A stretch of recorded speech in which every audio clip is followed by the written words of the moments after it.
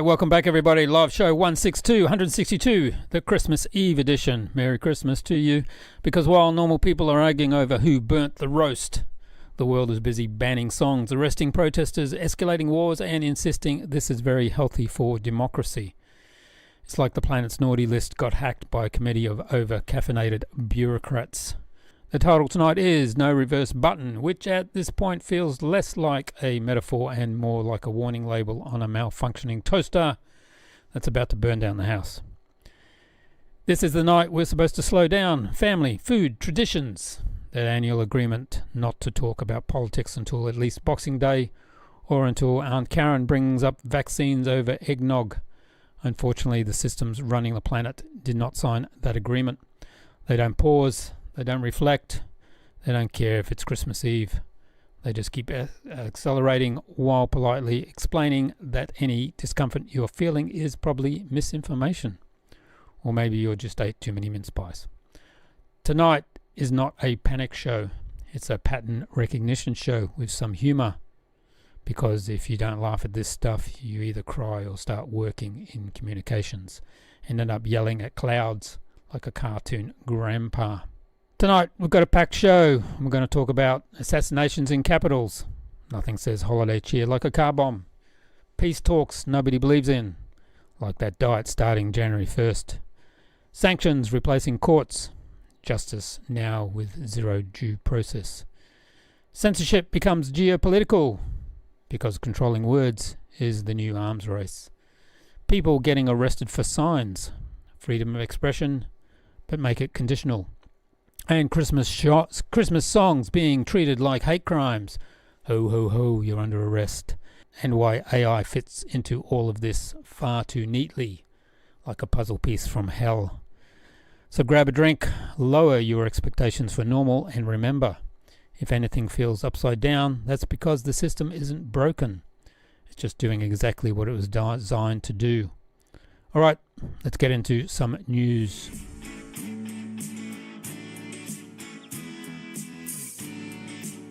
So welcome viewers to our news segment where it's Christmas Eve and it's brought to you by Escalation and the HR departments. So let's do the news, because apparently Christmas Eve did not qualify for global ceasefire. It's like the world checked its advent calendar and found doom behind every door.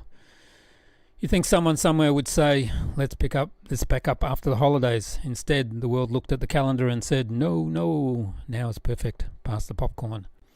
Let's start with the allies, because nothing says unity like threatening each other. Rubio versus Europe on speech war. US Secretary of State Marco Rubio went on X and effectively declared war on European censorship regimes. Not Russia, not China, but Europe. Rubio accused European officials of coercing American tech platforms into punishing American viewpoints and said the US will no longer tolerate what it calls extraterritorial censorship. It's like telling your neighbour to stop mowing your lawn or else.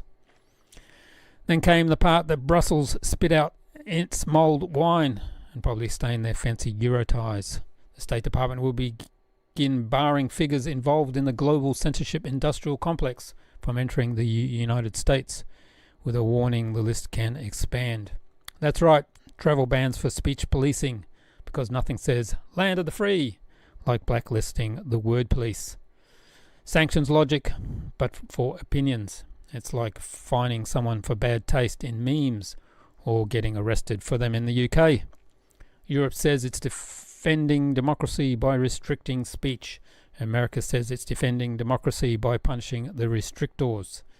Everyone's defending freedom. Everyone's using power. Nobody's blinking. So let's head to Britain, where free speech is alive and well, provided it behaves itself, sits up straight and doesn't slouch.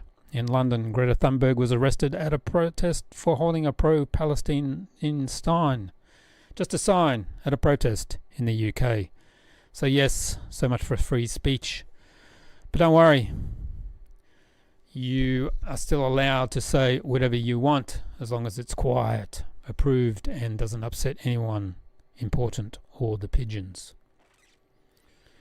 Also, and now, my personal favourite of this week, according to the UK press reports, jingle bells and other Christmas songs may be banned from being performed in the UK pubs. allegedly due to new Labour Party hate speech laws. Sorry about that. Why? Because Jingle Bells was first performed in 1857 by white artists in blackface, and therefore may be considered racially problematic today. It's like cancelling Santa for cultural appropriation of elves. So, just to recap the priorities: wars escalating, energy routes contested, speech criminalised, protesters arrested, and Jingle Bells is now being reviewed by HR. Next up, Frosty the Snowman for climate denial. At this rate, the only approved Christmas carol will be Silence, which, to be fair, does avoid offending anyone except the mimes. Alright, back to the parts where people actually die, because apparently festive vibes only apply to shopping malls. In Moscow, a Russian general was assassinated via a car bomb. Not at the front, not in the war, in the capital. That's not random, that's an escalation signal. It says war isn't politely staying where it's supposed to be. Next, diplomacy. The latest peace talks over Ukraine were dismissed as unconstructive, while 90 billion euros in funding sailed through anyway. So peace talks fail, money flows, everyone carries on. At this point, war funding doesn't look like emergency aid, it looks like recurring subscription. Ding! Your monthly apocalypse charge has been approved. Energy next. A Chinese-owned oil tanker was seized off Venezuela, despite not being under US, EU or UK sanctions. That's not paperwork, that's physical interdiction, which is usually how sanctions quietly turn into something else. It's like borrowing your friend's car and forgetting to return it forever. And finally, the Indo-Pacific. The US approved over $10 billion in weapons and sales to Taiwan, and China responded by openly warning that this follows the same escalation path as Ukraine. That wasn't Twitter outrage, that was a strategic warning placed on the record. So that's your Christmas Eve news. Speech sanctioned, protest signs risky, Christmas songs suspicious, generals assassinated, peace talks ignored, money automated, ships seized, weapons flowing. Different regions, same logic, same momentum. Individually, every action is framed as reasonable and temporary. Together, it looks like a system that stopped trying to resolve conflict and started managing its continuation with a side of denial sauce. Alright, now that we've ruined Christmas, you are very welcome. Let's zoom out and look at why all this is happening at once, like the universe's worst secret Santa exchange.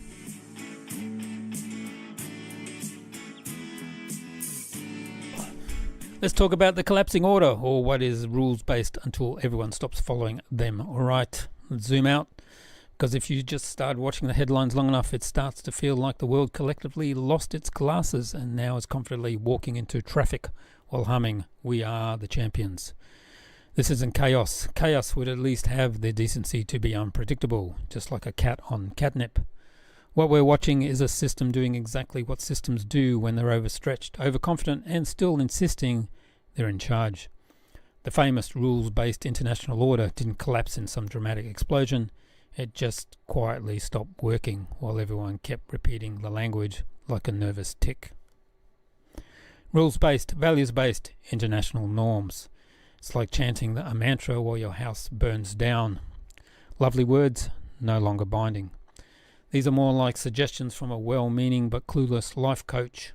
We've drifted into a multipolar world without multipolar rules, which historically is the geopolitical equivalent of taking the brakes off, closing your eyes and saying, deterrence will handle it. Declining powers still try to enforce privileges they can't fully back up anymore. Rising powers refuse to accept rules they never agreed to in the first place. Everyone insists they're acting defensively. The West calls it leadership, rivals call it encirclement. Sanctions are called accountability, targets call it economic warfare. Weapons are defensive, troop movements are precautionary. Funny how everything is defensive and yet nobody feels safer. And here's the part where it gets darkly funny. Every single actor involved believes escalation is manageable. That belief has an impeccable historical record of being catastrophically wrong, or about as reliable as a weather forecast in a cartoon. Ukraine wasn't supposed to last this long, wasn't supposed to escalate this far, wasn't supposed to become a template. But now it's quietly being treated as one. Different regions, same logic, pressure first, escalation later, denial throughout. And once multiple crises start running at the same time, Europe, Middle East, Indo-Pacific, energy routes, shipping lanes, they stop being isolated. They start talking to each other. Energy affects inflation. Inflation affects politics. Politics affects alliances. Alliances affect war. That's how systems lose the ability to self-correct, just like GPS that keeps saying recalculating until you end up in a lake. Once momentum replaces decision-making, intent stops mattering. Nobody has to want a wider war. They just have to keep making reasonable decisions inside a broken structure. Because once a global order stops agreeing on the rules, it doesn't snap back to normal. It improvises badly, under pressure, one exception at a time. Escalation becomes routine. Restraint becomes weakness. Diplomacy becomes suspicious. And eventually everyone starts saying the same sentence. Well, what else could we have done? Usually right before something even dumber. That's the sound of a system running on inertia instead of judgment. And when a system reaches that point, history doesn't need villains. It just needs momentum. Which is why the title of tonight's show isn't dramatic. It's descriptive. There is no reset. There is no return to normal. There is no reverse button. Just forward, faster, into the absurd.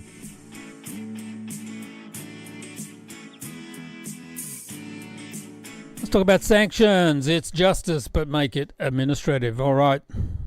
Like I said, let's talk about sanctions because nothing says the rule of law quite like punishment without a law. It's like getting grounded by a parent who forgot why they're mad. Sanctions were originally sold as a foreign policy tool. You aim them outward. Bad states, bad actors, temporary pressure, political leverage. That was the brochure. The fine print said may cause permanent side effects like hypocrisy. In reality, sanctions have evolved into something far more efficient. Executive punishment without the inconvenience of courts. No charge, no trial, no verdict. Just a list. Once your name appears on it, your life doesn't explode. It simply stops working. Bank accounts freeze. Payments bounce. Employers panic. Platforms quietly distance themselves. You're not imprisoned. You're just erased from normal economic life. Poof! You're a financial phantom. Very modern, very clean, very democratic. If democracy means trust us, we know best. And here's where it gets especially absurd. One of the people caught up in this machinery is Jack Boud. Let's be clear about who that actually is, because the label being slapped on him is doing a lot of work, like a sticker on fruit that says organic, but it's just really shiny. Boud is a former colonel in the Swiss military intelligence, someone who worked in NATO structures, and now an author and military analyst. That's it. No command authority, no media empire, no intelligence service. Just a guy who writes books and analyzes wars. Here is 2 of his books I have and read, and they are more exciting than my grocery list. And yet, he's been accused and sanctioned as a Russian propagandist. Not charged with a crime, not convicted of anything. Accused. And what was the great offence? Analysing the Ukraine-Russia war and repeating something that Ukraine's own presidential advisor, Arestovich, said openly back in 2019. Namely, that Ukraine would likely have to provoke Russia into a war in order to justify joining NATO. That wasn't Russian propaganda. That wasn't a Kremlin talking point. That was a Ukrainian official speaking years before the war out loud, on record, not in a whisper. And here's the part nobody wants you to say out loud. There is no law against being a Russian propagandist, even if someone actually were one, which Boud isn't. There is no statute, no legal definition, no criminal offence. It's not a charge. It's a label. Slap it on and voila! Problem solved. And labels are incredibly useful because once you apply them, you don't have to prove anything anymore. You don't need evidence, you don't need a courtroom, and you don't need consistency. You just need assessment, which brings us to the real function of modern sanctions. They're not about legality, they're about discipline. They don't say, you broke the law. They say, you're saying things we don't want amplified. Shh. Here's the punchline. If you don't laugh, you scream. Governments insist sanctions are targeted and precise. Banks and companies respond by over-complying, cutting people off preemptively because nobody wants regulatory heat, just like avoiding a bee by burning down the hive. So even when the state doesn't fully punish you, the private sector finishes the job. Efficiency brought to you by fear and fine print. And the public is told this is all temporary, just until the emergency passes, just until the war ends, which is adorable because emergencies are now permanent and the wars don't end anymore. They just get renamed. Season 2, now with more drama. Because here's the problem. You cannot defend the rules-based order by bypassing rules. You cannot claim moral authority while punishing speech by decree. And you cannot normalize executive punishment without eventually turning it inward, like a boomerang made of bad karma. Sanctions were supposed to be an alternative to war. Increasingly, they look like war by any other means, quieter, cleaner, and easier to deny. No explosions, just spreadsheets. And once the system gets comfortable using that kind of power, it doesn't give it back. It hoards it like a dragon with gold, except the gold is your freedom.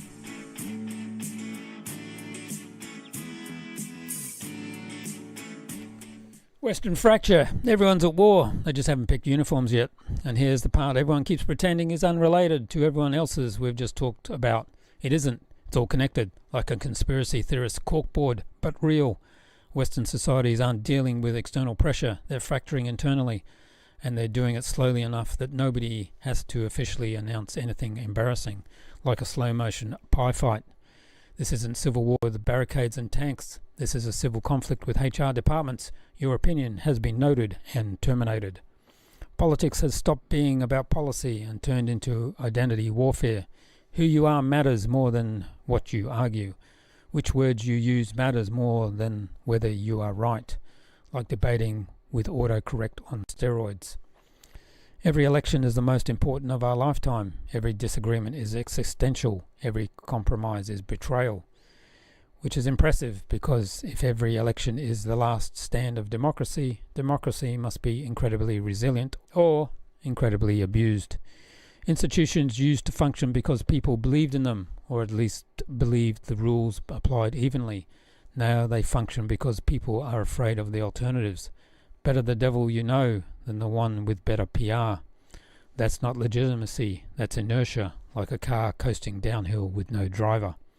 And instead of fixing the underlying problems, inequality, demographic change, loss of trust, hold-out politics, the response is narrative management. Spin it until it shines. You're not wrong, you're dangerous. You're not dissenting, you're destabilizing. A wobbly table at a fancy dinner. Once that framing takes over, censorship, sanctions, deplatforming, and administrative punishment stop looking extreme and start looking responsible. We're just tidying up. And this is where it links back to war. Long wars don't require weapons and money. They require social cohesion. They require populations willing to tolerate sacrifice, uncertainty, and ambiguity. Good luck with that in a world where people ride over coffee prices. Western societies are struggling with all three. It's like trying to herd cats during a thunderstorm. When people don't trust institutions, they don't believe narratives. When they don't believe narratives, enforcement replaces persuasion. And when enforcement replaces persuasion, fracture accelerates. It's a feedback loop, round and round, like a hamster wheel going nowhere. Here's the darkly funny part. In modern civil conflict looks incredibly boring at first. It looks like selective enforcement. Rules for thee, not for me. Cancelled speakers. Sorry, your invite got lost in the spam filter. Banned songs. Tunes too tuneful. Sanctioned analysis. Analysis paralysis. Arrested protesters protesting the protest. No barricades, no declarations, just enough pressure that someone learns to self-censor, training wheels for silence. And all this is justified in the language of safety, inclusion and democracy, which is remarkable because historically those words are supposed to protect people from this exact behaviour. Irony is dead, buried in a shallow grave. This isn't collapse tomorrow, it's fracture now. A society where nothing can be fixed without making it worse, and every attempt to restore trust somehow destroys it more. Let's fix the leak by drilling more holes. And once that happens, external shocks, wars, energy crisis, economic stress just don't test societies. They split them, crack, like an egg in a microwave. Because here's the uncomfortable truth. A fractured society can still function for a while. It can still pay bills, still hold elections, still fly flags. It cannot correct course. It's a ship with a stuck rudder heading for an iceberg while arguing about the menu. And when a system loses the ability to self-correct, history doesn't need villains. It just needs a momentum and perhaps a sad trombone sound effect.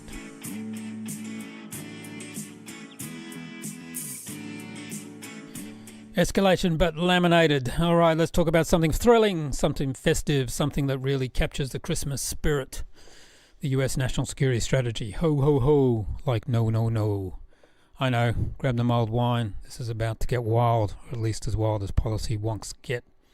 For anyone who doesn't live and breathe policy documents, the NSS is basically Washington's official explanation on how it sees the world, who it thinks those enemies are, and why whatever it's about to do next is actually very responsible. It's a vision board, but with threats. Here's the key thing. The current SSS doesn't describe a crisis. It describes a permanent condition, chronic rivalry-itis. China is framed as a long-term systematic rival. Russia as an intermediate disruptive threat. Competition isn't a phase, it's an operating environment. Translation, this isn't about resolving conflict. It's about managing rival indefinitely. A bad marriage with no divorce option. There's no end state. No, and then peace breaks out. Just ongoing competition across military, economic, technological and informational domains. This is comforting because nothing says stability like locking rivalry into doctrine and calling it foresight. And notice language. Everything is defensive. Everything is rules-based. Everything is about protecting democracy. Yet the document quietly normalizes sanctions as routine governance. Punish first, ask questions later. Never. Information control as security. Shh. It's for your own good. Economic coercive as policy. Wallet warfare. And military pressure as deterrence. Poke the bear, but gently.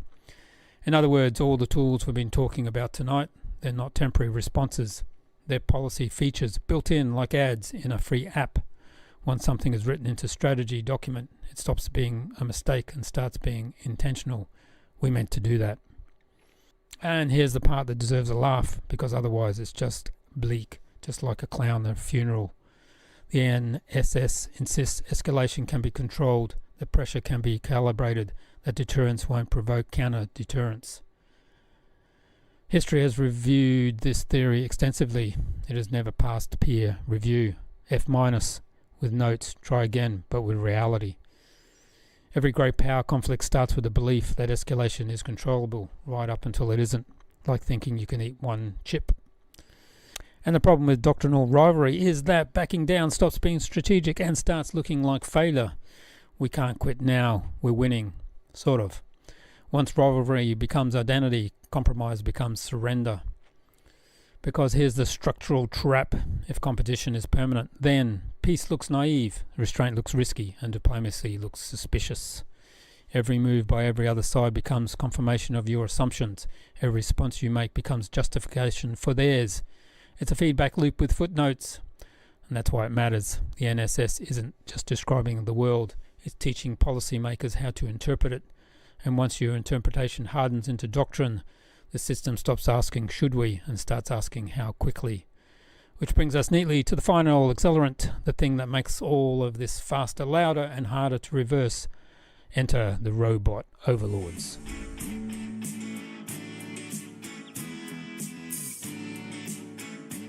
Efficiency is great until it replaces thinking. Alright, let's finish the show with a regular segment by talking about the quiet accelerant in all of this. AI, artificial intelligence.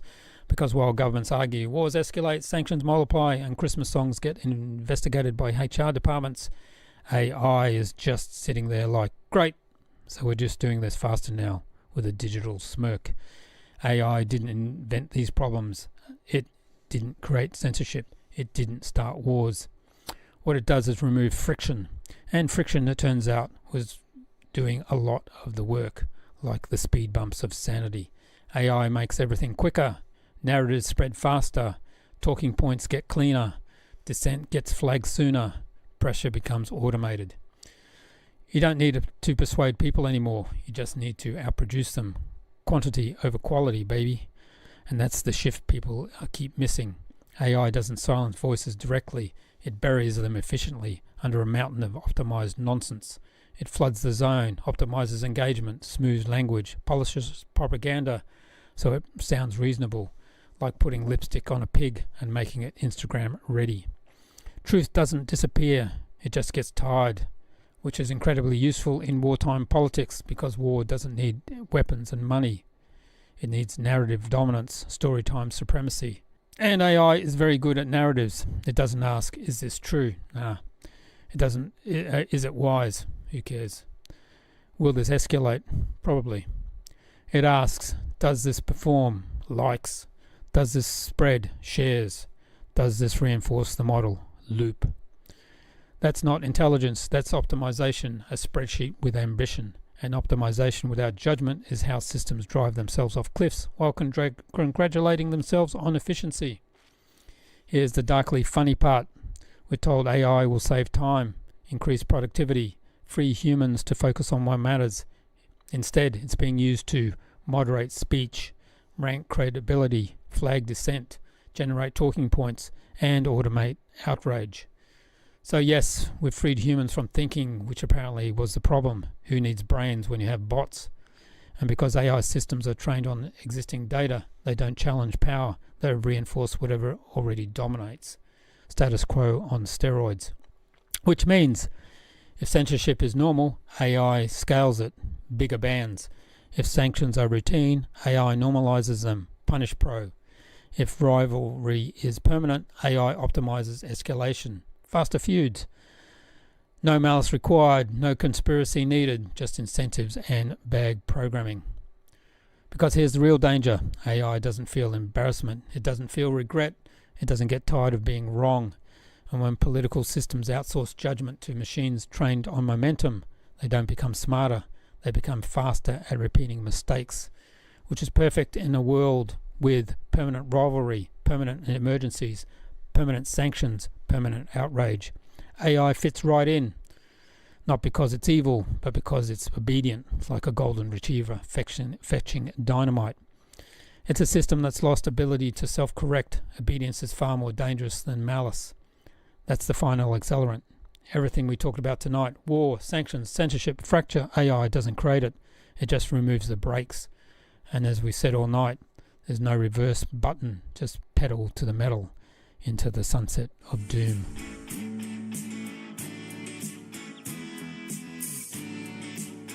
Okay, everybody, so that feels like a good place to stop before someone bans the outro for being historically problematic. Thank you for spending your part of your Christmas Eve here instead of pretending everything is fine while quietly checking the news on your phone like the rest of the world. You're a real MPV, or at least delusional. Quick housekeeping before we go back to pretending it's a normal holiday. No live show this Sunday, December 28th. Dynamo Minsk is playing at the Minsk Arena, and even global escalation has to respect hockey night. Puck over politics. Next live show will be Wednesday, December 31st, New Year's Eve, usual time, because what better way to end the year than admitting none of the problems are resolved. Champagne and chaos. If you already haven't, hit the subscribe, like and share, not because it saves democracy, but because it helps this channel survive the algorithm long enough to keep pointing out the obvious before the algo sanctions us too. Thanks to you all. Enjoy your Christmas. Try not to sing Jingle Bells too loudly in the UK, or not at all. Silent night indeed. There is no reverse button. See you on the 31st. Bye.